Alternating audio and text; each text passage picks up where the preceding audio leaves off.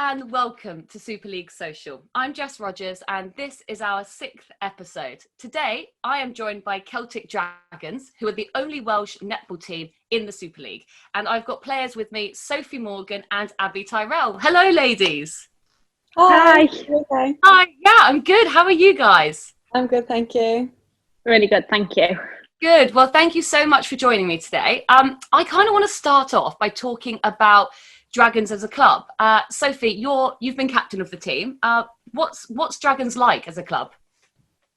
Probably one of the most passionate clubs I've been a part of. Everyone works really hard for each other. They want the best for each other. Very committed players within the squad, and it's just a really fun atmosphere there. Fun group of girls to be around. Good. And you all travel kind of from all over Wales and further afield to get there. What does a normal, well, you know, when we used to be kind of pre-COVID times, what did that look like for you guys getting to and from training, Abby? So me, Sophie, Paige and Amy would travel together on a Tuesday and then go for Tuesday night training and stay over and then do Wednesday morning training, and then we would travel back. And obviously we would have 2 S&C sessions in our programme, which we would have to do on our own at home, and then just extra conditioning sessions like to do on our own as well. Mm-hmm. And how do you manage to fit it all into your busy schedule? Sophie, alongside obviously playing netball, not only for Dragons but for Wales, you're also a PT. How do you kind of manage your time with all that? It works quite well for me, I guess, because with being self-employed, so I can just change things around and make things work. It means probably longer days than I'd like. But it's what you do, isn't it, to obviously play the sport that you love and play at the highest level. Definitely. And we saw you have a new coach in 2019 in the form of Tanya Hoffman. Can you tell me a bit of like how, you know, Tanya operates and what's it like being coached by her, Abby? So Tanya is very a professional and positive coach. I find her coaching very motivating and she's very driven by success. So for example, at training, if there's a drill we're doing and it's not going to how she likes it, she'll make us do it until we get it all like successful and stick it out until it's done properly. And Sophie, you know, what's it like? You're obviously quite close to Tanya in terms of being the captain. How is she as a coach? She's a great coach. She's very driven, very passionate. That rubs off on players. She's also, but with that, she's very calm and relaxed, and I think that is creates a very good environment. So yeah, but also, you know, you have to work hard for her. So there's no slacking. Sounds like a good combination, to be honest, in a coach. Yeah. So we're currently in the signing window period for the 2021 season, which kind of concludes on the 30th of October, where all teams have to have their players in place. What's it like being a player in this time? Because you might not be able to speak about if you've been signed or not. There's other conversations going on. You know, what's it like at the moment? Is it a bit of a weird time? I think as a player, it's quite exciting as well, like to see like what teams are signed, like who they're signing and what different teams are looking like, and also like the build up to who you're signing for and what players are getting brought in there, and you can have a look at like how you're going to grow that together and stuff. It's quite interesting. Definitely. And Sophie, how are you finding this period? Exciting, like Ab says, but a little bit nervy as well. You kind of you want to put pen to paper, but I guess everyone's in the same boat, and like you say, it's exciting to see what teams have signed, what players. But yeah, it's good. It is exciting. Definitely, and obviously with the 2021 season is going to be expanding in terms of the number of teams. We've got a whole new team in there in the form of Leeds Rhinos. So that will definitely shake some things up in terms of where some players are going to go, because there's a whole new team to fill. But what I want to talk to you both about next is the We Are Netball campaign, which Welsh Netball have teamed up with alongside England, Northern Ireland and Scotland to drive membership really and support of the kind of governing bodies of netball.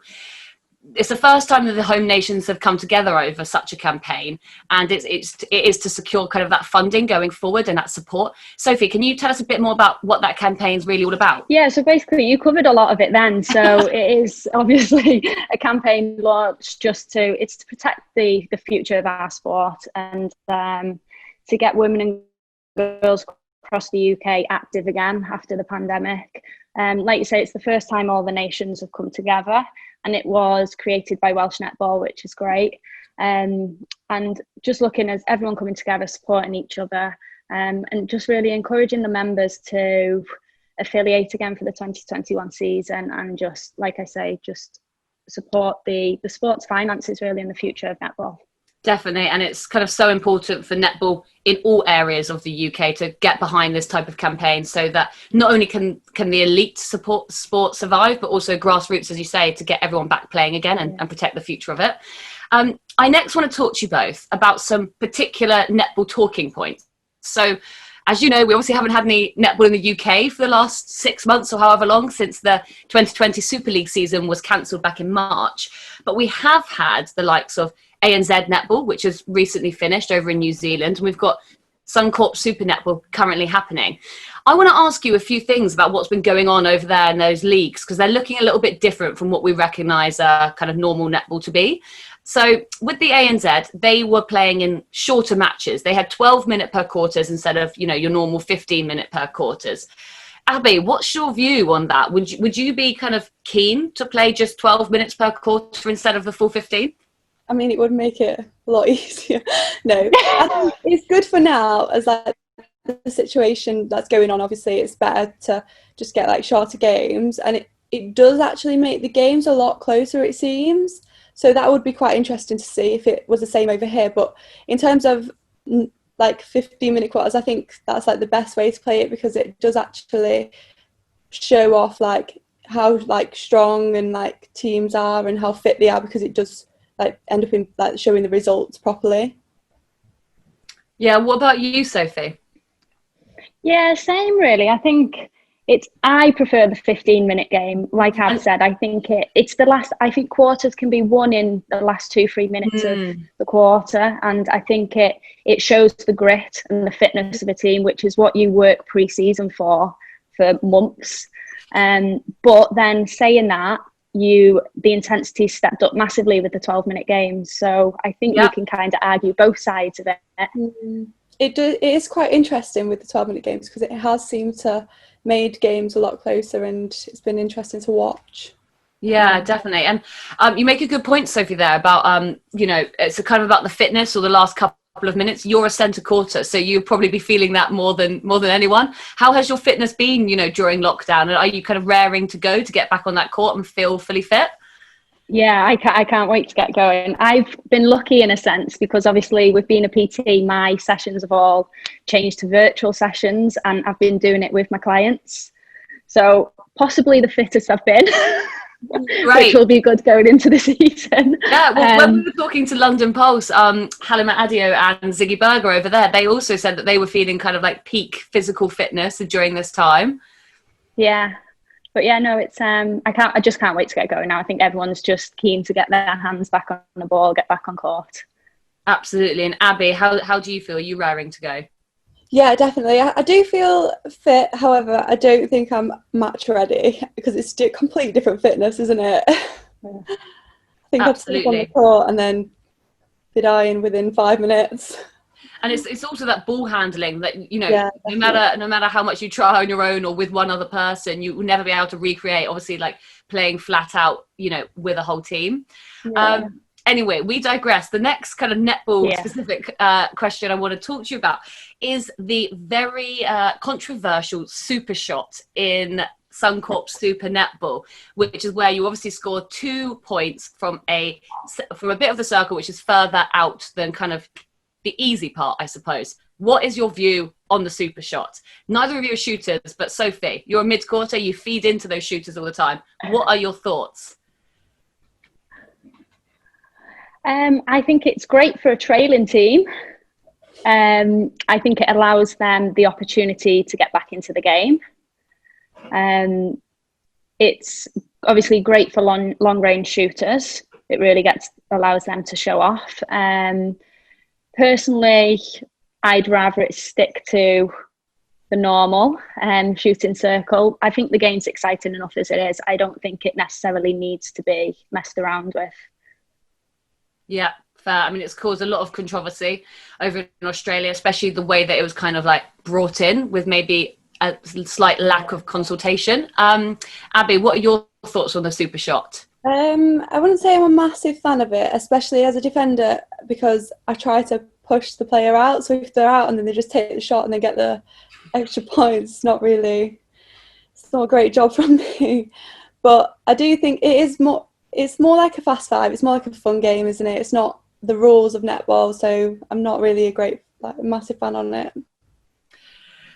And the last one I want to ask you both about is rolling subs, which has also been introduced into some Corp Super Netball at the moment.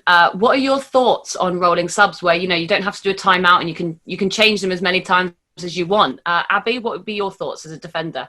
I think that's quite cool, especially you can get off and have a chat with your coach if you're struggling on the court and just need to get some points. So it's good to just roll on and roll off, get back on again. So I find it's quite good, and it's time to have a little recovery from it. So I think it's quite good. Sophie, what about you as a mid-quarter? What if you're puffing halfway through a match? Would you like to be rolled off and then rolled back on again? Yeah, it'd be nice for a drinks break. No, I think it allows much quicker and smoother changes without obviously the start-stop of play. But then I also think it could potentially encourage unnecessary changes. I think players need time to settle, whereas that could kind of be taken away from players a little bit. I want to kind of finish off this chat by getting to know you two both a little bit better. Sophie, as mentioned, you've been captain of Celtic Dragons and you're also a Welsh international. How did you get to where you are kind of in your netball career? So I kind of obviously started off in school, went to clubs, and then for us, you go to county. From there, it's a long time ago now.